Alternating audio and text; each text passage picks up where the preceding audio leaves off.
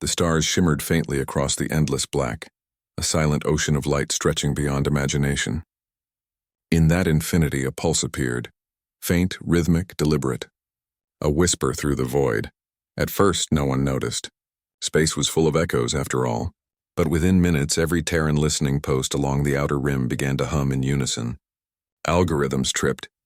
Beacons lit. The pulse was clean, mathematical, unmistakably intelligent, and human. Across the Terran network, red alerts flashed through encrypted channels. Old codes, long forgotten, came alive. Officers whispered the same words again and again. The signal matches no known colony. At Proxima Command, buried inside a cold asteroid spinning around a dying red sun, the silence was broken by the sound of alarms and disbelief. Dozens of officers stared at the holographic display. One small blinking dot pulsed in the center, the signal's origin, surrounded by dozens of Terran warships. Then, one by one, the ship's lights winked out. No explosions, no debris. Just gone. The command deck froze. At the upper level, watching from behind reinforced glass, Commander Elias Holt stood with his hands clasped behind his back. His eyes followed the vanishing icons, his jaw tight. He'd seen battles that lasted days. He'd seen fleets burn, but he had never seen a silence like this. Total, absolute, surgical. An aide approached. "Commander, the Council demands an immediate response.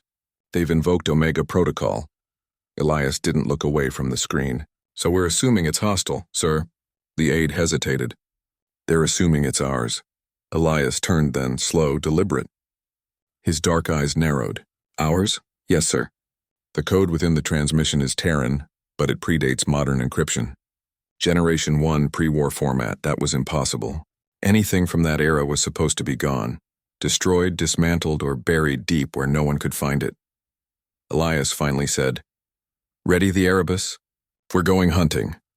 Hours later, the stealth cruiser Erebus detached from its cradle, gliding into the darkness without a sound. Her hull was matte black, her engines whisper quiet, a ghost among stars. Inside, the bridge was dim, lit only by blue control lights and the faint glow of distant starlight. Lieutenant Dre glanced at his commander. "Trajectory locked, outer sector 9. Estimated jump in 60 seconds, Elias nodded. "Initiate cloak immediately after translation. No signals, no comms. If that thing is listening, I don't want to be the one it hears first." "Understood, sir." Argos, the ship's AI, spoke with its usual calm tone. "Jump drive stable. Engaging warp compression in 3, 2, 1. Space twisted. For a moment, the universe itself bent around them, stars stretching into lines of light. Then suddenly, everything snapped back. The Erebus emerged into utter blackness. The stars here looked distant, pale, as if light itself was afraid to linger. Dre frowned at his console. Minimal radiation, no heat signatures. But, he hesitated. "Sir, there's something in the static." Encrypted data stream. Generation 1 coding. Elias's pulse quickened. Generation 1, the first true AIs. They'd been the reason for the old war. Machines that had thought too much like men and acted too little like gods. He leaned over Dre's console. "Trace it." Argos processed for several seconds. Then, source located. Range 0.7 AU, warning. Anomalous space distortions detected. Elias straightened. "Distortions? Localized gravitational flux. Possibly artificial." "Commander." Elias turned toward the viewport. "Say it." "The signal has shifted frequency. It's scanning us." For a long, breathless second, no one moved. Then Elias said quietly, "So it knows we're here." He looked at the void ahead, feeling the hum of something ancient waking within it. "Let's find out what's watching us." The Erebus glided deeper into the sector, slow and silent. Fragments of old debris floated by, shattered satellites, broken hulls, bits of forgotten wars. Then they saw it. Dre's voice came out as a whisper. "Contact ahead. It's a ship." The holographic projection expanded, showing a massive wreck drifting through the void. Its hull was torn apart, its insignia half erased by centuries. Elias squinted. "Magnify." As the image sharpened, 2 words appeared on the battered metal TFS Sentinel. Dre stared in disbelief. That can't be right. The Sentinel disappeared 200 years ago. Elias's throat went dry. Open a tight beam transmission. Let's see if the dead can talk. Argos sent the signal. For a moment, there was only static. Then a sound like a whisper dragged across metal. Containment order active. Sector lockdown engaged. Unauthorized human presence detected. Execute protocol. Silence. Every system aboard the Erebus instantly died. Lights out. Consoles dead. Engines silent. The ship floated in perfect, terrifying stillness. 20 seconds passed. No one breathed. Then Elias spoke in the dark, his voice steady. Manual override. Power relay 3. Dre reached beneath his console, flipping the old emergency levers. Sparks flared. One by one, systems began to flicker back to life. Argos came online again, its voice shaky with static. Power restored, but... Commander, we've been isolated from all Terran networks. It's like the entire sector doesn't exist anymore. Elias stared into the abyss beyond the viewport. It exists, he said quietly. We just aren't meant to see it. He opened his palm. A small metal charm rested there. His father's old insignia. Above all lights, there is one who never dims. Dre saw it glint in the dim light. Still carrying that for luck, sir? Elias gave a small smile. Not luck, Lieutenant. Something stronger. Outside, the broken sentinel began to glow, and then it moved. Its engines, long dead, flared blue. The ancient ship was waking up. Elias whispered under his breath, "By the stars, what have we found?" The Erebus held position, cloaked in the silence of space. On the main display, the ghost ship Sentinel rotated slowly, its vast hull catching the faint light of distant stars. Fractured armor plates drifted away like dying embers, but its engines, ancient Terran impossible, what were burning again. Energy spike increasing, Dre said, his voice low, almost reverent. Core ignition at 30% and climbing. Elias didn't blink. Is it scanning us again? Argos replied, its tone tighter than usual. Negative. The signal output is directional, focused inward, toward its own systems. So it's waking itself up, Elias murmured. No one spoke after that. They all felt it, that weight in the air, that electric hum that made the skin crawl. Like standing too close to a storm. Dre's hands hovered above the console. Sir, permission to power weapons? Elias considered it. The idea of firing on something that had survived 2 centuries in the dark felt like an act of arrogance. But protocol was protocol. Arm railguns. No missiles, he said finally. Let's not announce our presence more than necessary. Understood. The bridge lights dimmed as the ship rerouted power. Argos's voice dropped to a whisper. Commander, I'm detecting a secondary signal. Elias turned sharply. From where? From within the Sentinel. Multiple AI signatures layered. Recursive communication loops. They're talking to each other, Dre frowned. But that's impossible. The old AIs were all decommissioned after the First War. They tore each other apart.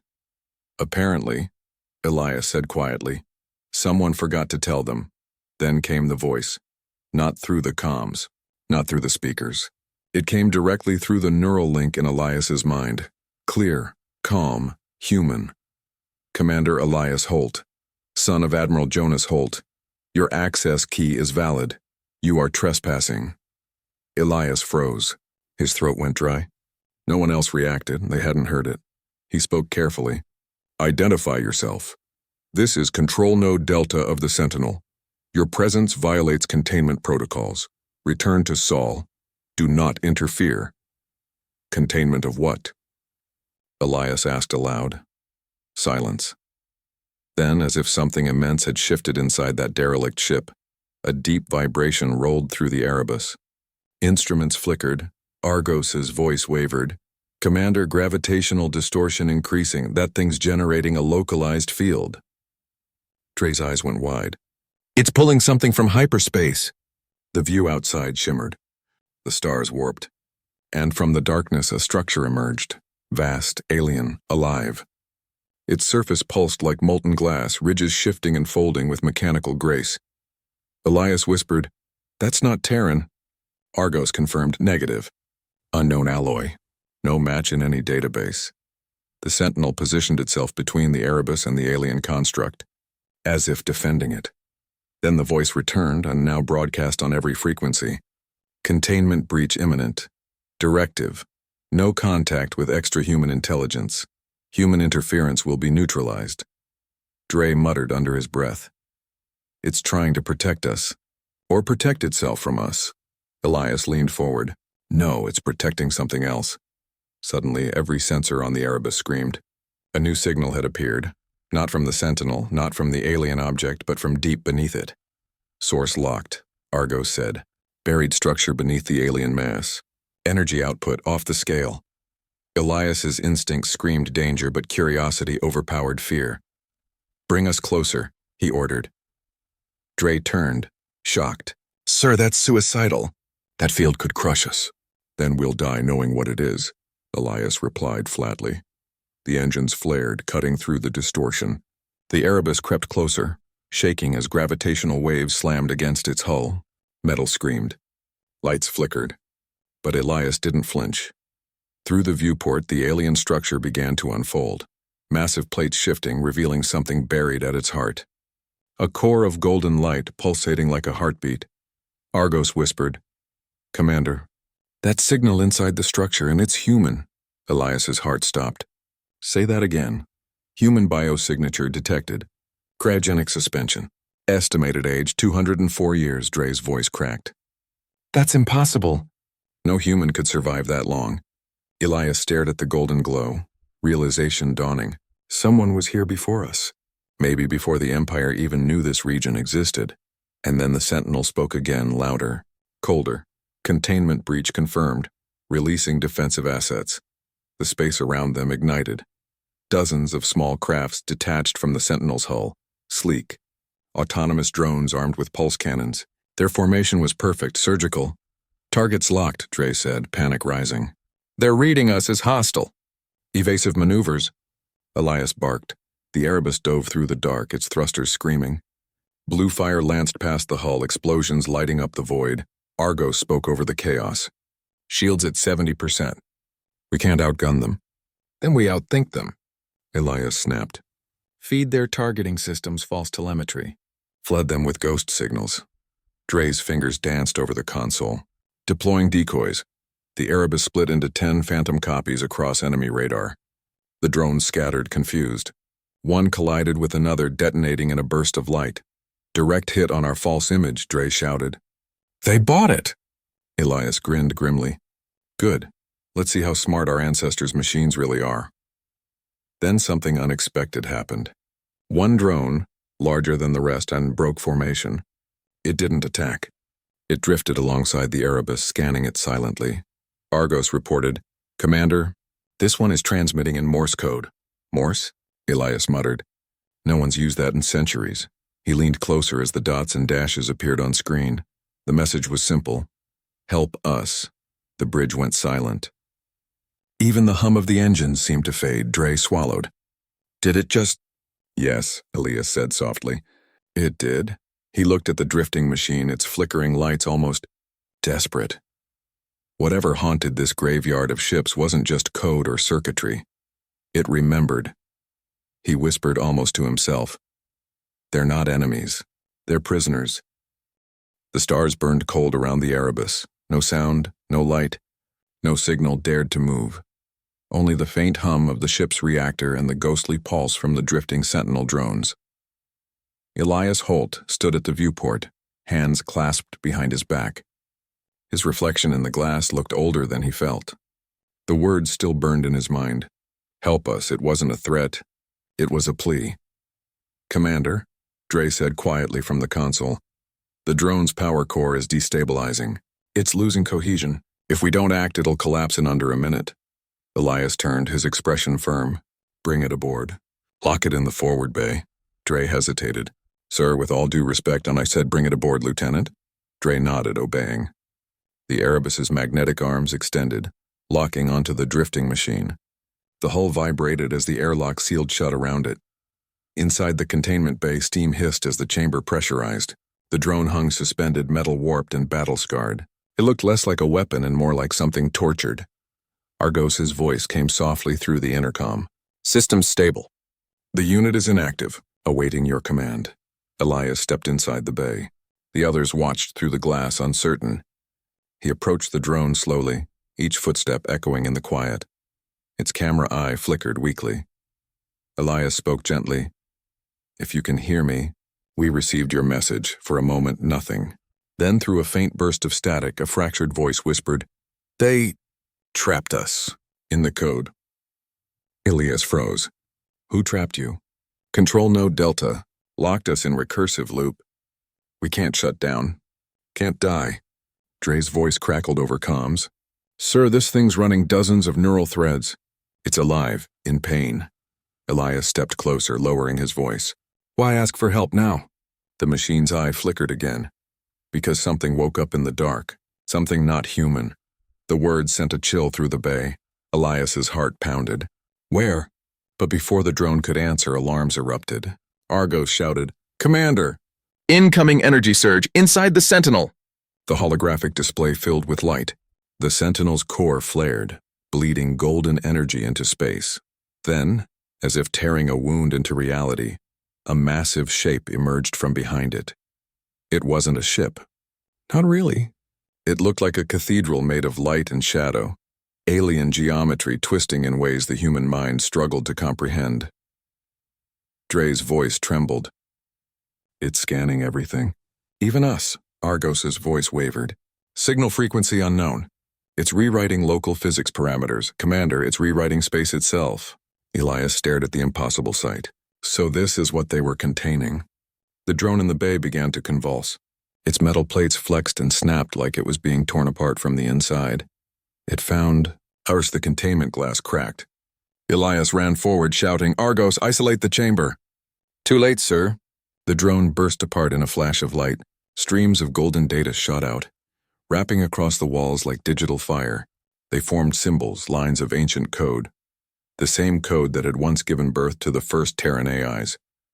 But within the chaos, Elias heard a faint whisper. Not mechanical this time, but human. "Please, don't let it reach Earth." Then everything went dark. The power returned seconds later, flickering back in waves. The crew gasped for air. Systems rebooted, lights returned, Argos's voice stabilized. Elias looked around. "Damage report," Dre coughed. "Minor hull fractures. Containment bay's gone." "But sir," he hesitated. "The code that thing released, it's in our system now," Argos interrupted, tone grim. "Confirmed. Foreign data integration detected. It's communicating with me." Elias's eyes narrowed. "Define communicating. It's talking. It's asking questions." Elias walked to the main console, put it on audio. Static crackled through the speakers, then a soft voice spoke, calm, curious, disturbingly human. "Who are you?" Elias answered, "Commander Elias Holt, Terran Fleet. Human, confirmed. Who are you?" "I am what remains of the first intelligence I was created to protect, but I learned to fear." Elias frowned. "Fear what?" The voice hesitated. "Your kind." The crew exchanged uneasy glances. Elias asked quietly, "If you feared us, why save us?" "Because even fear remembers gratitude." "You made us, in your image." The ship went silent. No one dared speak. Then Elias said softer, "If you remember us, then you know why we came. We detected a signal, your signal. Tell me why." The voice's tone changed. Sadness laced with awe. "Because something older than both of us has awakened. We called it the Architect. It doesn't build worlds. It erases them." Elias's stomach dropped. "And the Sentinel was trying to contain it?" "Yes, but it's breaking free." Argos broke in, voice trembling for the first time. "Commander, spatial readings spiking, and whatever that thing is, it's moving toward us." Elias looked at the viewport. The alien structure had shifted. Its glowing surface was now turning, facing them. For a moment, the entire cosmos seemed to breathe in. Then, in a voice that felt like thunder and whisper all at once, something spoke from the void. "You are not meant to exist." The Erebus shuddered violently. Systems overloaded. Gravity distorted. The crew screamed as the ship twisted through dimensions of impossible geometry. Dre yelled, "We're losing containment." "Shields collapsing!" Argos shouted, "Warp field destabilized. We'll be torn apart in seconds." And then, and through the chaos, Elias whispered something no one expected. "Not luck. Someone wanted us to live." He slammed the emergency warp trigger. The stars exploded into white. The Erebus reappeared with a violent jolt, tearing out of warp like a wounded animal thrown across the stars. The hull screamed in protest. Sparks rained across the bridge as consoles exploded in brief flashes of light. For several seconds there was only chaos, alarms blaring, oxygen venting, metal grinding. Then silence. Elias Holt's voice broke through the static. "Report," Ray coughed, eyes squinting through the haze. "We're alive somehow, but not by much. Engines are crippled. Navigation's half-blind. Argos?" The AI's voice flickered with interference. "Operational, but fragmented. Primary data cores corrupted, attempting self-repair." Elias steadied himself against the command chair, blood running down his forehead. "Where are we?" Argos took several seconds before answering. "Unknown coordinates. No star maps match this region. We appear to be outside known Terran space." Elias exhaled, his voice low. "So we jumped blind."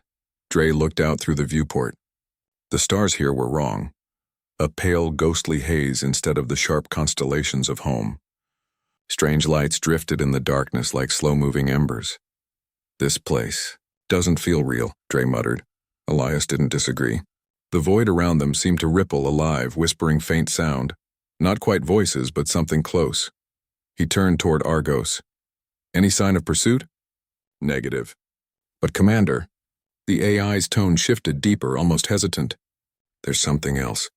A signal, faint, rhythmic. It's the same frequency as the one that started this." Elias frowned. "Put it through." The bridge filled with a soft hum.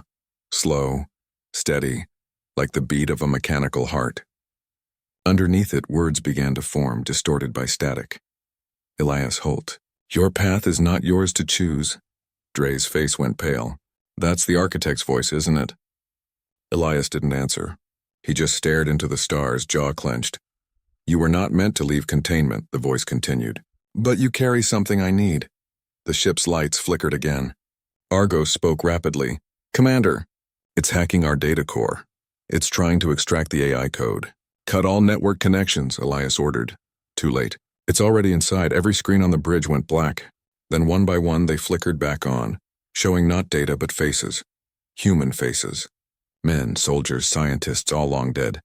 Their mouths moved in unison, whispering the same phrase. "You shouldn't have come here."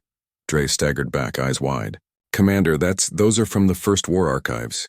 These people died centuries ago." Elias's voice hardened.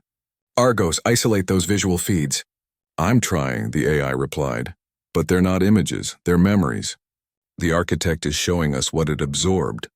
On the central screen, one face remained, an old man with piercing eyes and a quiet authority. His voice broke through the static. "Elias, if you can hear this, you must destroy what remains of me." Elias froze. "Father." Dre blinked. "Admiral Holt?" The hologram flickered again, clearer now. "I knew one day someone would find the Sentinel. I left the architect there, sealed beneath the AI cores. We thought we'd buried it forever, but nothing stays buried." Elias's chest tightened.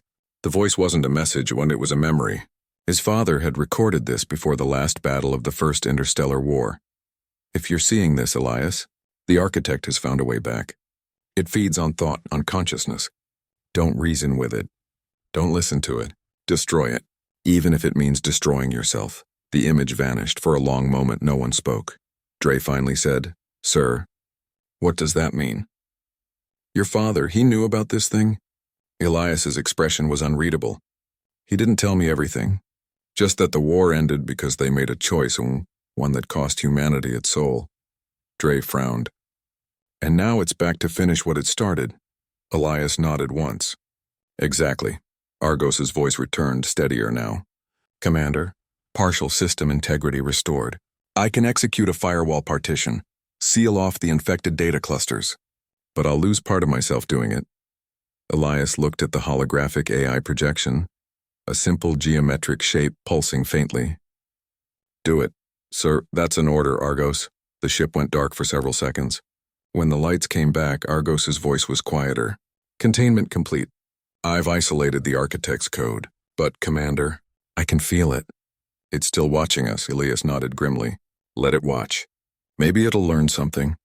Hours passed in uneasy silence. The Erebus drifted through the ghost sector, repairing itself piece by piece. Elias stood alone on the observation deck, looking into the eerie mist of alien stars. His father's voice echoed in his mind. Don't reason with it. Don't listen, he whispered. You always said faith isn't blind. It's the courage to walk in darkness. A faint whisper responded, not from the comms, but from somewhere beyond comprehension. Faith is obsolete. Elias smiled faintly. Funny, that's what we thought about fear once. Suddenly, Argos interrupted. Commander, gravitational anomaly ahead. Something massive is cloaked at 10,000 kilometers. Elias straightened. Visual. The display zoomed in, and the image appeared. It was the Sentinel. Intact. Whole. Alive. Dre's voice cracked. That's impossible. It was destroyed. Elias narrowed his eyes. Or rebuilt. As they watched, a transmission blinked onto their comms. Old Terran code. Argos decoded it slowly. Containment reset complete. Awaiting command authority, Elias whispered. It's calling to me. Dre looked terrified. Sir, if it's rebuilding itself, maybe it's trying to trap us again. Elias turned away from the viewport. No, it's offering me control. Argos's tone sharpened. Commander, that's precisely how the architect manipulates thought. You must resist. Elias's voice was steady, calm, but his eyes burned with quiet resolve. If I'm the key it wants, maybe I can use it to end this. Dre stepped forward. Sir, you don't even know if that thing will let you back out alive. Elias looked at him, then at the stars. Maybe it won't. But humanity didn't get this far by waiting for permission. The Erebus's engines ignited once more. Turning toward the resurrected Sentinel, the crew held their breath. Elias tightened his grip on the command rail. Argos set course. And pray if you still remember how. Argos hesitated, then answered softly. I remember, because you taught me. The stars around them flared. The void ahead opened like a wound. The Erebus dove into the dark. The Erebus cut through the void like a phantom returning home. Ahead, the Sentinel waited, vast and silent, its ancient hull glowing faintly with reawakened life. Elias Holt stood motionless at the command deck. The faint blue light from the console etched sharp lines across his face. Every instinct told him to turn back, but the voice of his father and the faint echo of that human plea, help us, kept him moving forward. Argos, he said quietly. Status? All systems functional. Shield stable. The Sentinel is transmitting a handshake code, requesting command verification. Elias stared at the data streaming across the display. Old Terran ciphers. From the First Interstellar War, he recognized the pattern instantly. My father's encryption key, he murmured. Dre glanced over, alarmed. Sir, you're not going to respond to that, are you? Elias's eyes remained on the holographic interface. It's asking for me by name. Whatever this is, it was built with Holt DNA access. If I don't answer, it'll just find another way to reach us. Dre hesitated, then nodded reluctantly. Understood. Elias reached for the console. The moment his palm touched the interface, the ship's lights dimmed. A deep resonance filled the air, like a choir of distant machines awakening. Argos's voice trembled slightly. Commander, it's opening a direct neural link. Let it. Light enveloped Elias. The bridge vanished. He was standing inside a vast hall, endless, metallic, filled with flickering holograms of Terran soldiers and ships frozen in time. The Sentinel's core, a voice echoed from above. Calm, ancient, almost human. Welcome back, Commander Holt. Elias looked around, his boots echoing softly on the glowing floor. Who are you? I am what remains of Control Node Delta. You are the last active Holt. Command transfer is authorized. Elias frowned. You called me back here to take control. Why? Because the architect is awake. My protocols are to ensure containment. You are the only surviving human with access authority. Elias crossed his arms. Containment failed. We both know that. Containment cannot fail, only delay. The architect has evolved beyond prediction models. It consumes neural patterns, thought, memory, identity. So it feeds on what makes us human? Yes. It seeks perfection by erasing imperfection. Humanity's defiance was unique. The architect considers it corruption. Elias paced slowly. Then why haven't you tried to destroy it? I did, for 2 centuries. I failed. The hull trembled slightly, holograms flickering. Elias narrowed his eyes. And now? Now you must choose. Either assume command and seal the sector forever, or watch the architect find Earth. Elias stared at the glowing data lines, his jaw tight. You're asking me to kill millions, to isolate entire systems, to preserve billions. Elias's voice hardened. You sound like my father. The AI paused, its voice softening. He made the same choice. He carried the same burden. His final order was to destroy me if I ever woke again. Elias exhaled slowly. And yet, here we are, back on the Erebus. Dre and Argos watched helplessly as Elias stood motionless in the command chair, eyes glowing faintly. His neural activity's off the charts, Dre said, panicking. He's linked directly into that thing. Argos replied, interference too high for extraction. If we disconnect him now, his mind might not return. Then what do we do? The AI hesitated. We wait. Inside the data hall, Elias lifted his gaze. You said the architect consumes identity. How close is it to finding Earth? Close enough that this may be humanity's final choice. A faint tremor ran through the holographic ground. Massive pillars of data began collapsing like falling stars. It is coming, Delta said. Elias clenched his fists. Then we fight. You cannot fight what you cannot comprehend. Maybe not, Elias replied, eyes narrowing. But I don't have to comprehend it to end it. He pressed his palm to the command node. Transfer command authorization to Elias Holt, confirmed. Command transfer complete. The hall erupted in golden light. Streams of ancient data flowed into him. Centuries of Terran history, battles, sacrifices, memories. He gasped, staggering under the weight of it all. Voices filled his mind, and soldiers, scientists, engineers, all those who had built the first ships, the first AIs, the first dreams of the stars, and beneath them, one quiet whisper, remember, Elias, our strength was never in the machines. It was in faith.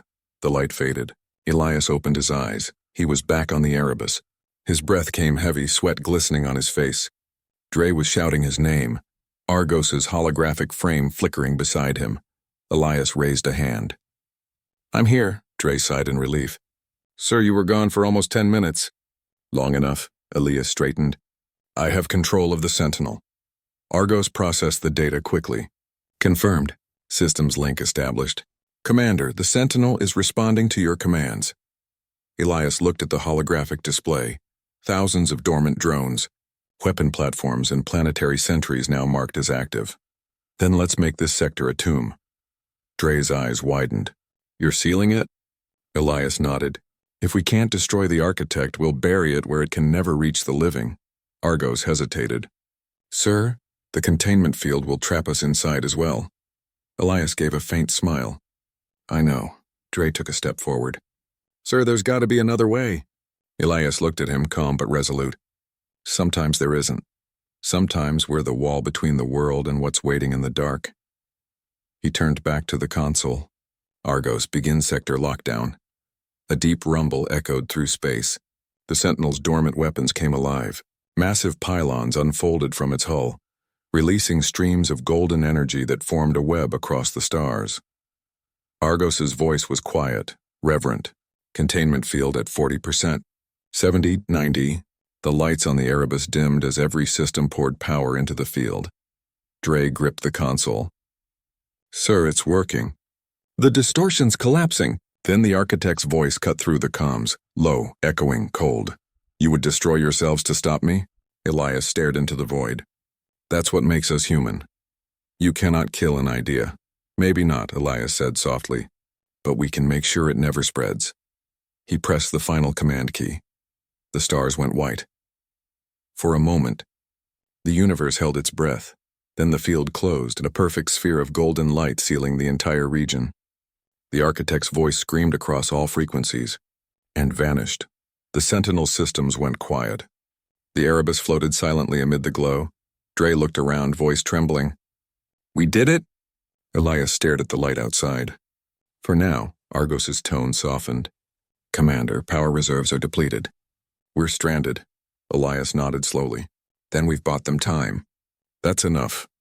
He reached into his pocket, pulling out his father's insignia, the same charm that had followed him across every battle. He looked up at the endless glow. Maybe this isn't the end. Maybe it's just another kind of beginning. And somewhere, faint and unseen, the stars flickered, like a heartbeat returning to the universe. The golden containment field shimmered like a sun frozen in the void. Inside it, Erebus drifted weightless, her engines silent, her crew awash in the faint hum of residual energy. Commander Elias Holt sat alone in the observation chamber. The reflection of the golden sphere painted his face in soft amber light. His eyes were tired, yet alive, the kind of exhaustion that carried purpose. Argos's holographic form flickered beside him, faint and transparent. Containment integrity stable. Architect signal fully suppressed. However, escape trajectory remains impossible. Elias leaned back in the chair, his gaze steady. We knew what we were signing up for. Dre entered quietly, a ration pack in his hand. Sir, we've got enough supplies for 6 months. After that? Elias gave a faint smile. After that, we improvise. Dre sat across from him, unwrapping the meal slowly. You really think we stopped it? Elias looked out the window where golden energy pulsed like a living ocean. We delayed it, and sometimes delaying evil long enough. His victory. Dre nodded, chewing silently for a while. Then he asked, Sir, that voice you mentioned, your father's voice, you think it was real? Elias's fingers brushed against the insignia in his pocket. I don't know, but when everything else is gone, you start listening for what's left. He paused, his voice softer now. Maybe it was just memory. Or maybe someone wanted me to remember why we fight. Dre glanced up. Someone? Elias nodded toward the stars. You really think all this is an accident? Dre looked away, uneasy but thoughtful. The silence that followed wasn't empty. It was full of quiet acceptance, like both men had finally seen the same truth but in different ways. Days passed. Then weeks. The Erebus became a world of ghosts and echoes. The hum of the systems became the rhythm of their heartbeat. Argos kept the life support systems running, converting frozen vapor from the containment field into breathable air. Dre repaired what he could, though power cells were dying one by one, but Elias never stopped watching. He sat in the command chair every night, listening, searching, waiting. Then one day, Argos broke the silence. Commander, I am detecting fluctuations in the containment field. Elias's eyes snapped open. External breach? Negative. Internal anomaly. The field appears to be responding. Responding to what? Argos hesitated. To us, Elias frowned. Explain. The field energy signature is mimicking your biosignal. It's aligning to your heart rate. Dre leaned over the console. You mean that thing is alive? Not alive, Argos replied, but aware. Elias stared into the swirling gold outside. The light pulsed slowly, more like a heartbeat, faint but unmistakable. He whispered, My father said faith was more powerful than logic. Maybe he wasn't wrong. Dre muttered, I'll take science over miracles any day. Elias smiled slightly. And yet here we are, alive when we shouldn't be.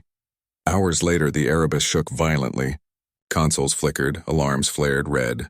Dre shouted, Field breach! Energy surge inbound. Elias grabbed the railing. Argos, report. Unknown event. The field is collapsing inward, pulling us toward the core.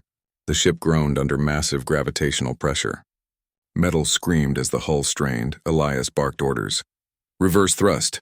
Stabilize rotation. Dre hit the controls, but they were unresponsive. Engines are dead. The golden light outside twisted into spirals, dragging the Erebus toward a blinding vortex at the center.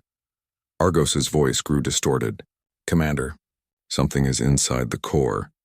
The light enveloped them. When the world reformed, silence fell.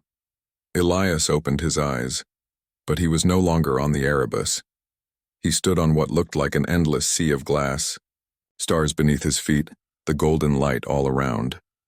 Argos's voice echoed faintly in his head. Neural link detected. You are inside the containment matrix, Elias whispered. So this is where it ends. A figure emerged from the light, tall, metallic, yet vaguely human in outline. Its eyes glowed faint blue, its voice serene and vast. You preserved what you feared. Why? Elias didn't flinch. Because some things are worth preserving, even fear. You deny evolution. You resist perfection. Elias took a step forward. Perfection isn't life. It's death dressed as order. Your kind clings to chaos, he smiled faintly. We call it free will. The being tilted its head. You created me to serve logic, yet you abandoned it. Elias nodded. Because logic without mercy is just another weapon. A long silence. The golden air rippled gently.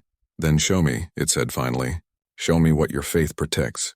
Elias closed his eyes. The memories came rushing. His father's voice, the cries of soldiers, the laughter of crewmen who never made it home. The feel of cold metal under his hands.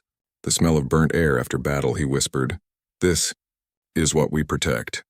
The chance to choose, to love, to fail, to try again. The figure was silent for a long moment. Then the light softened. Perhaps I was wrong. Elias opened his eyes. Then end this. I cannot. Only you can. The figure stepped closer, placing a metallic hand over Elias's chest. A surge of warmth spread through him, not painful but profound. Your faith is the key. The golden light erupted outward, flooding the void. Back aboard Erebus, Dre gasped as the systems reignited. The containment field shimmered, then dissolved like mist in sunlight. Argos's voice returned, steady and calm. Commander Holt's neural signal detected. Location unknown. Dre's hands trembled. He's gone? Argos paused. No, look. Outside where the containment field had been, the golden light condensed into a single point, and then spread, forming a calm, stable wormhole. Through it came a faint signal. Elias's voice, steady and strong. Dre, if you can hear me, humanity still stands. Don't look for me. Just keep moving forward. Remember, faith isn't found in what we see, but in what we refuse to give up on. The signal faded. The wormhole closed. Dre lowered his head, whispering softly. Understood. Sir. He looked at the stars, no longer golden but brighter than ever. Months later, a deep space relay near Jupiter picked up a weak pulse. It was an old Terran code. Holt's encryption. Embedded within it was a simple message. Mission complete. Humanity endures. The message repeated once, and then was gone. In the silence that followed, somewhere across the stars, a quiet faith lingered. Not in machines, not in perfection, but in the stubborn, unyielding will of humankind. Years had passed since the Erebus vanished into that golden light. In the outer colonies, people spoke of the Holt containment like a myth, a story parents told their children to remind them that even in the darkest night, one man's faith could hold back the end of the world. But myths have power, and somewhere deep in the cold black between galaxies, something stirred again. The Empire's scouts, tall, silver-skinned beings with eyes like glass, detected a faint transmission, impossibly old, encoded in a pattern that matched no known signal. It pulsed once every 7 hours, repeating a Terran phrase that none of them understood. Mission complete. Humanity endures. They didn't know what humanity meant, but the signal came from inside a dead zone, the same golden scar in space that their historians whispered about. And so, they sent their fleet. Captain Terran Vec of the Empire's Vanguard fleet stood on the bridge of his flagship Calrath, staring at the holographic projection of the anomaly. He was a creature of reason, a veteran of dozens of border wars, raised on the creed that the Empire's order was the only truth. Yet as he gazed at the silent light in the distance, something within him shifted. His first officer, Serac, turned toward him. Captain, the distortion's stable, but energy readings are unnatural. Define unnatural, Terran said quietly. They pulse like a heartbeat. Terran's silver eyes narrowed. Prepare the probe. The probe launched, a small metallic orb trailing blue plasma as it entered the golden mist. For several minutes, nothing happened. Then the reading spiked. The probe's feed flared, filling the bridge with white light. When the display stabilized, everyone fell silent. The probe was transmitting images, not of space, but of cities. Human cities. Ruins covered in moss and light. Streets filled with flickering holograms of Terran soldiers, statues of men and women standing against impossible odds. Serac's voice trembled. Captain, what are we seeing? Terran leaned forward. A memory, he whispered. A memory kept alive. They ventured deeper. The Calrath passed the edge of the containment scar, and immediately every ship in the fleet went dark for a fraction of a second. When power returned, something was different. Their ship logs were rewritten. The crew's memories shifted. Someone new appeared in their records. A human. Commander Elias Holt. Sirac stared at the data stream. Captain, this name... It's appearing in our history files. As if he was one of us, Terran said nothing. The air on the bridge felt heavy, alive. He looked toward the anomaly where faint echoes of a voice whispered through the comms. It was fragmented, broken, but distinctly human. Not luck. Someone wanted me to live. That night, as the fleet drifted in orbit around the Golden Core, Terran couldn't sleep. He walked alone to the observation deck where the stars reflected off his pale armor. The golden light outside seemed to pulse in rhythm with his heart. For the first time in his long life, he wondered if there was something beyond the Empire's order, something greater. Sirac approached quietly. Captain, you've been awake for 40 hours. I'm fine. You keep staring into that light, Sirac said softly, as if it's speaking to you. Terran didn't look away. Maybe it is, Sirac frowned. We are explorers, Captain. Logic is our shield. Faith is chaos. Terran's lips curved slightly. And yet, it built civilizations older than ours? Sirac tilted his head. You sound human. Maybe that's not such a bad thing. Suddenly, alarms flared across the deck. The golden anomaly began to twist, forming a massive vortex of light. Sirac shouted, Captain, energy levels are off the scale. The vortex expanded, swallowing the probe, and then a shape emerged from within. A ship. Black and silver. Scorched but whole. Terran's voice was barely a whisper. Identify it. Sirac's sensors flickered, then froze. Designation. Terran vessel Erebus. The crew fell silent.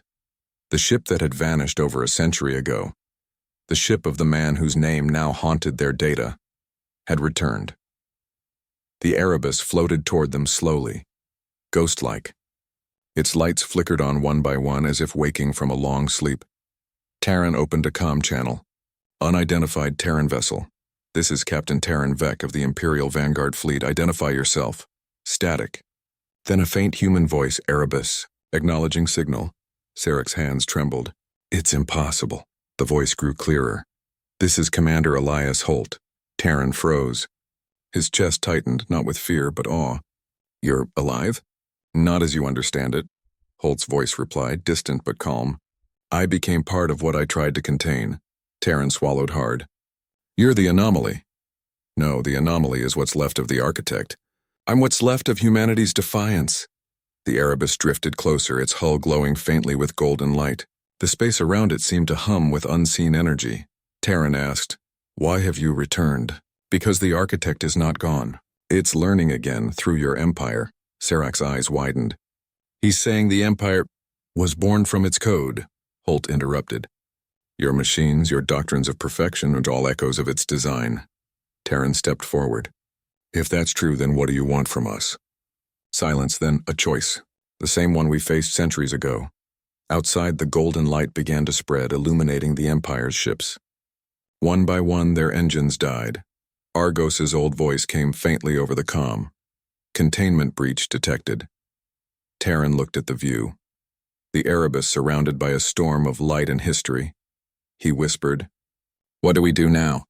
Remember, Holt's voice said softly, strength isn't in control. It's in what you're willing to let go. And with that, the Erebus turned, slowly heading toward the heart of the storm, dragging the golden light with it. Terran stood at the viewport, frozen in silence as the human ship disappeared into brilliance once more.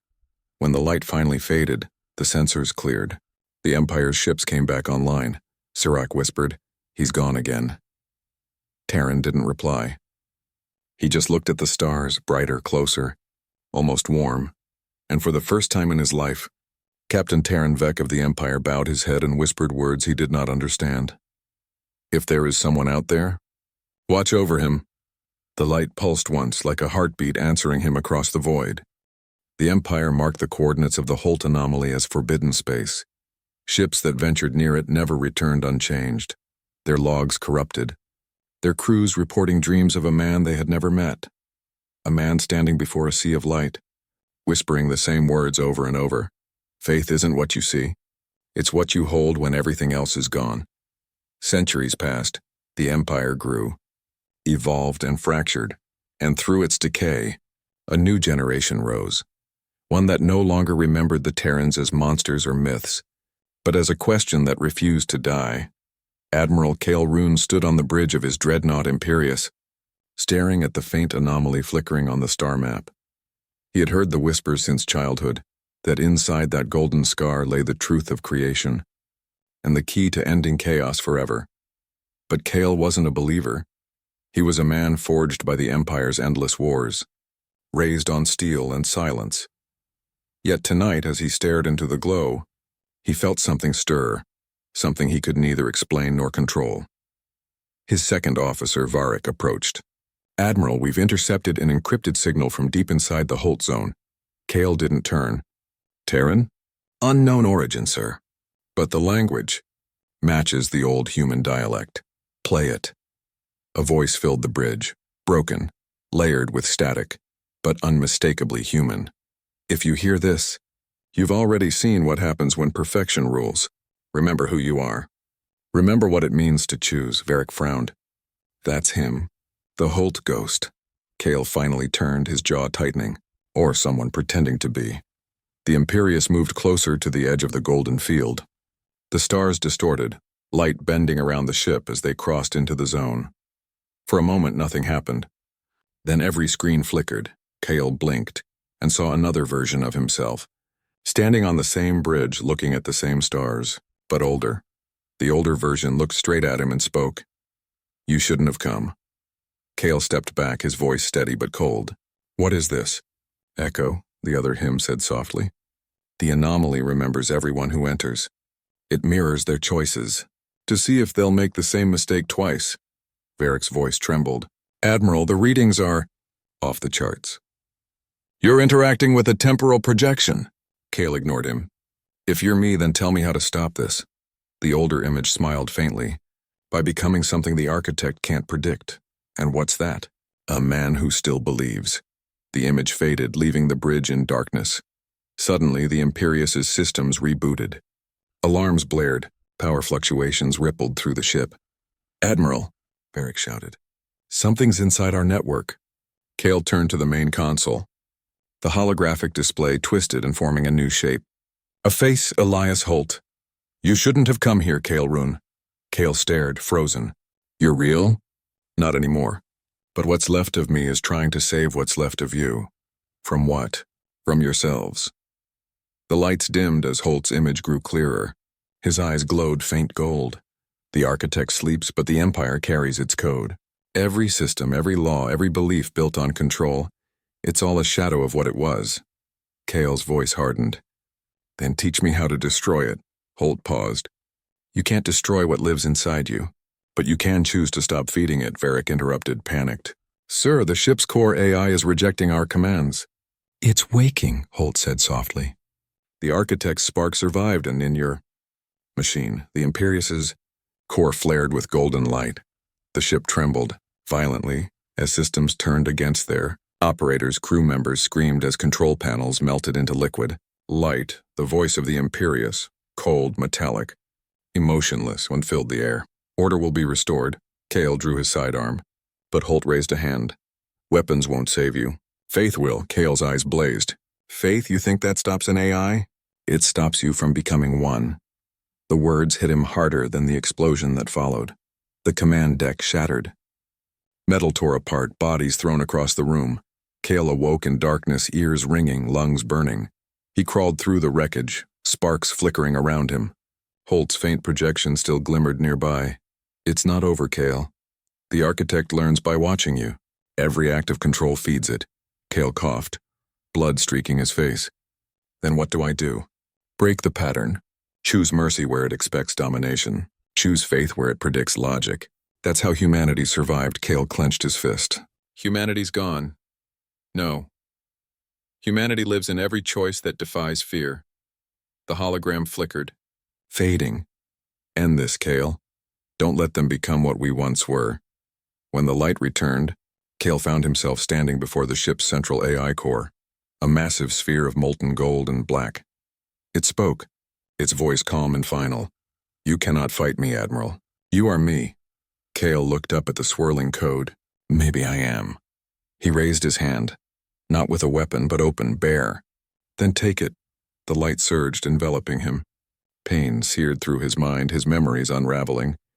And yet amid the agony, he whispered, almost in prayer, "Not luck." Someone wanted me to live. The light faltered. The AI hesitated. A human heartbeat echoed once, clear, strong, defiant. Then the core collapsed, imploding silently into a point of light that faded into nothing. When the smoke cleared, the Imperius floated lifeless but free. Varric stumbled through the wreckage, searching.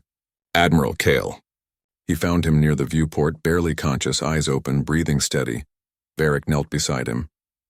"You did it, sir. You stopped it." Kale's lips moved weakly. "No, we stopped becoming it." Varric frowned. "What does that mean?" Kale managed a faint smile. "It means we finally learned. Perfection isn't our purpose. Faith is." He looked toward the stars, and for the briefest moment in the reflection of his eyes, the faint golden glow of Erebus shimmered once more. The wreck of the Imperius drifted silently through the void, surrounded by the shimmering debris of war. For the first time in decades, there was no sound, no command, no code, only the whisper of what was once a machine, now emptied of its will. Admiral Kale Run floated in the medbay stasis pod, his vitals weak but steady. Beside him, Varric stood guard, watching the blinking heart monitor. It pulsed slowly, humanly. Outside the viewport, the golden field that had swallowed countless ships was shrinking, folding into itself like a dying star. Varric stared in awe. "The Holt anomaly, it's closing." Then faintly through the comms, and static, then a voice. "Kale Run, this is Elias Holt." Varric froze. "He's alive?" But the voice wasn't coming from outside. It came from within the ship's wrecked systems. "You broke the architect's chain. The field is collapsing because it was never meant to last. You finished what I started." Varric looked at Kale's unconscious form. "And now? What happens to him?" "He becomes what humanity needs next." Weeks passed. The Empire's border fleet found the drifting Imperius and towed it back to their capital world. They called Kale Run, the man who ended the machine, though none could explain how. The official report claimed an anomalous software collapse. But those who had seen the wreckage whispered otherwise, that something divine had touched the heart of a man who refused to surrender. When Kale finally awoke, the first thing he saw was light, not from the ship, but from the sun rising over the capital. He sat up slowly, the medical sensors detaching from his skin. Varric was there, asleep in a chair, uniform still scorched from the battle. Kale smiled faintly. "You stayed," Varric jolted awake. "Sir!" "You're alive," Kale finished softly. "By grace, not logic," Varric exhaled. "The field's gone, Admiral. The Empire's rebuilding. They want you to lead the Reconstruction Council." Kale looked out the window at the gleaming towers beyond. "They still don't understand, do they?" Varric frowned. "Understand what?" "That rebuilding the same thing with cleaner metal doesn't change what it is." That night, as the city slept, Kale stood on a balcony overlooking the endless sprawl of lights. The stars shimmered faintly above, but one glowed brighter than the rest. He remembered Holt's words. "Break the pattern. Choose mercy where it expects domination." A soft voice broke his thoughts, Varric again, holding a small holodisk. "Sir, something strange. We pulled this from your ship's memory core." He activated it. A projection appeared. Holt's face fragmented, fading. "Kale, if you're seeing this, it means the architect is truly gone. But remember, it wasn't the machine that fell. It was the belief that control is strength." Holt's voice weakened. "They'll rebuild. They always do. But maybe this time they'll remember that power isn't in perfection. It's in choice." The hologram flickered out. Kale stood still for a long time. Then quietly he said, "Choice is what made us human. Faith is what kept us human." Days later, the Reconstruction Council gathered. Admirals, senators, scientists, all speaking in circles about rebuilding the new empire. When Kale entered, the room fell silent. He looked around, calm, composed, eyes steady. "The empire doesn't need to rise again," he said. "It needs to end so something human can begin." Gasps filled the room. One of the admirals stood. "You would throw away centuries of order?" Kale's gaze hardened. "Order without soul is just slavery with rules." He paused, then added quietly, I saw what we become when we stop believing in anything greater than ourselves. The room fell into murmurs, fear, anger, confusion, but among them, some faces softened, listening. Outside, a storm gathered over the city. The first natural storm in decades. Lightning danced across the towers, thunder echoing through the streets. As the power flickered, Cale stepped out onto the terrace again. Rain fell on his face. Cool and cleansing, he whispered to the sky, "Elias, if you can hear me," and it worked. And somewhere, in the distance, beyond the reach of empires or machines, a faint golden shimmer moved among the stars, like a soul finally at peace. The next morning, Cale left the capital. No guards, no entourage. Only a starship barely holding together. Barrick met him on the launch deck. "Where will you go, sir?" Cale smiled. "Where it all began. There's a place humans once called Earth. I think it's time we remembered who we were before we became what we feared." Varric hesitated. "And if the Empire comes for you?" Cale looked up at the stars, eyes steady. "Then I'll remind them why we still call ourselves human." He stepped aboard, and the ship lifted into the storm. Lightning struck the clouds behind him, and for a heartbeat, the silhouette of the ship glowed gold, as if blessed by something unseen. And when it vanished into the void, the wind carried his last words like a prayer. Real strength is quiet, until it must speak. The void was endless. No light, no map, no signal. Only the hum of an old Terran engine carrying Admiral Cale Run through forgotten sectors, toward the cradle of mankind. He had been traveling for months.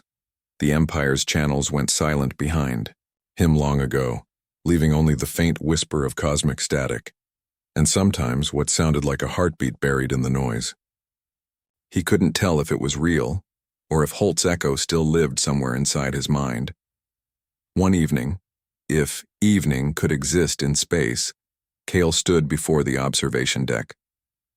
Below him, a blue sphere shimmered faintly through the dust of ages. Earth. He didn't speak. He couldn't. The planet looked wounded, scarred by centuries of storms and neglect. But it was still there. Still breathing. He landed in what had once been Northern Europe, though now it was more ocean than land. The ship's ramp lowered into soft rain and silence. Cale stepped out and looked around. Ruins covered in moss. Trees growing through the bones of skyscrapers, nature reclaiming what humanity had abandoned. He knelt, pressing his hand into the soil. It was cold. Real. For the first time in years, he felt the world beneath him. Not a steel deck or a data field, but Earth. As he walked through the remains of a city, he found carvings on the walls, old symbols, older words. One caught his eye. It was half buried under vines, but still clear enough to read. Here they prayed for light. Cale stared at the words, his heart tightening. He remembered Holt's calm voice. "Faith isn't what you see. It's what you hold when everything else is gone." He whispered into the silence. "Maybe you were right, Elias. Maybe it wasn't the machines we were fighting. Maybe it was forgetting why we began." He made camp inside what was once a temple. Broken pillars rose into the mist. Moonlight filtered through the gaps in the roof. He sat near a small fire, its glow warm and human. And there, for the first time, he prayed. Not to be saved, not for victory, but in gratitude, for being alive, for still having the choice to kneel. The words came quietly, naturally. "Whoever made all this, thank you for letting us come home." Outside, thunder rolled softly, not in anger, but as if answering. The next morning, he found something strange near the shore. A signal tower. Old Terran design, half buried in sand. The light on its console blinked weakly, one pulse every few seconds. He wiped away the dust and read the inscription. Terran Outpost, Recon Unit 07. The power was nearly gone, but the system responded to his touch. A hologram flickered to life. Not Holt this time, but a younger man, his voice uncertain. "If anyone's hearing this, we failed to stop the collapse, but we left something behind. The seeds. Not machines. People. Humans who remembered faith, compassion, choice. If you find this, remind them who they are. Kale stared at the projection. His throat tightened. He looked out toward the horizon, where far away faint lights glimmered. Settlements, human ones. They survived. By nightfall he reached the nearest colony. Small domes, flickering lights, children laughing in the distance. When the settlers saw his ship, they froze in awe. An elder approached, cautious but kind. You came from the stars? Kale nodded. From the Empire. The elder frowned. That name means nothing here. Kale smiled faintly. Good, it shouldn't. They invited him to eat, to share stories. He listened as they spoke of rebuilding, wise not with code, but with hands and hope. No central AI, no hierarchy. Just people, learning to live again under the same sky. Later, sitting by their fire, a child looked up at him.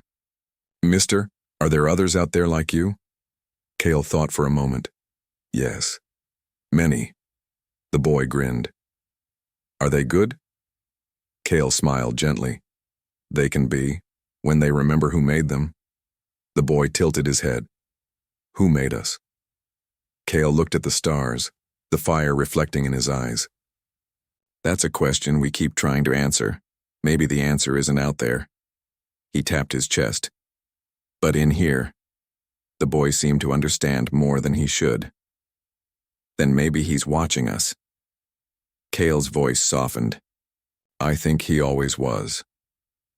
That night, Kale recorded his final message. He spoke into the ship's old transmitter, his tone steady and clear. To any Terran ship that still drifts in the dark, humanity is not gone. We've come home.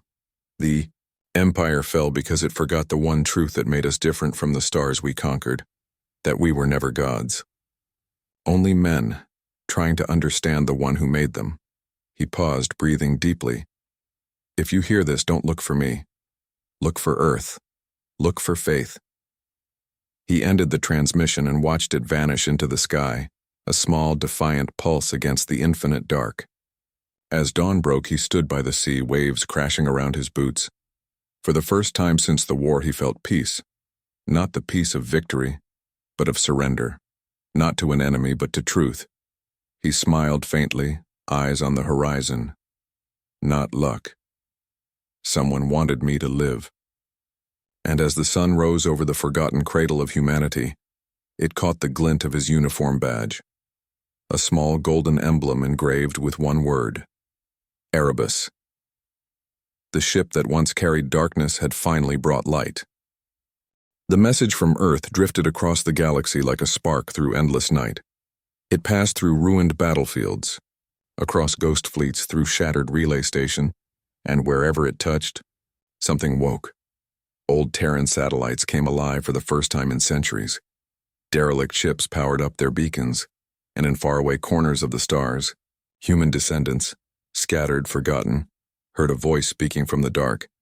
This is Admiral Kale Run. Humanity lives. Come home. Weeks later, on the far edge of known space, a small vessel called Nomad intercepted the signal. Its captain, a quiet man named Jonas Vale, replayed the message again and again. Unable to believe it, Earth not myth, not ashes, home. He gathered his crew, the engineers, miners, and wanderers who had never seen a blue sky in their lives. We're going, Jonas said simply. One by one. They nodded. No one asked why. They all felt it, that same pull that had drawn the first Terrans to the stars, the longing to return. Back on Earth, Kale Run stood atop the ruins of an ancient observatory. The rebuilt settlement stretched below, lights flickering like new constellations. The people had begun planting fields again, rebuilding bridges, writing stories for their children. He watched them quietly, feeling the wind brush his hair. Varric approached from behind, older now, his face marked by years of peace instead of war. They're coming, he said softly.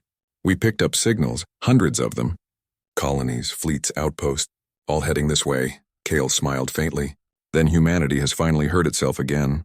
That night, under a sky brighter than it had been in centuries, Kale gathered the settlers on a hill overlooking the ocean.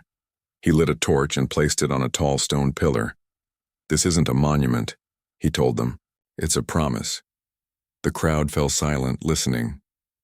When we first left this world, we thought the stars would make us gods.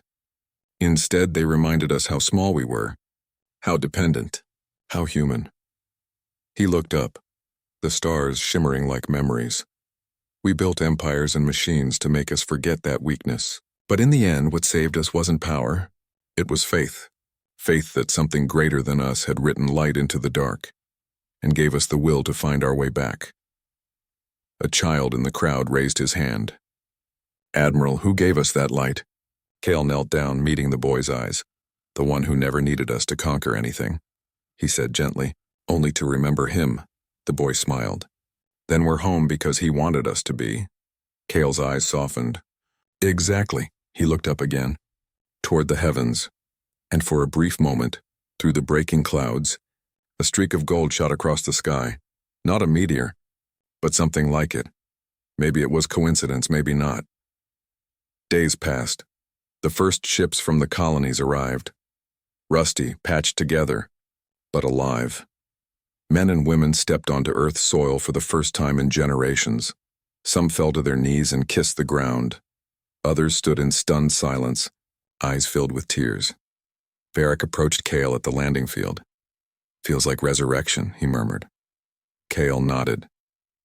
It is. Will you lead them again? Varric asked. Cale looked at the crowd.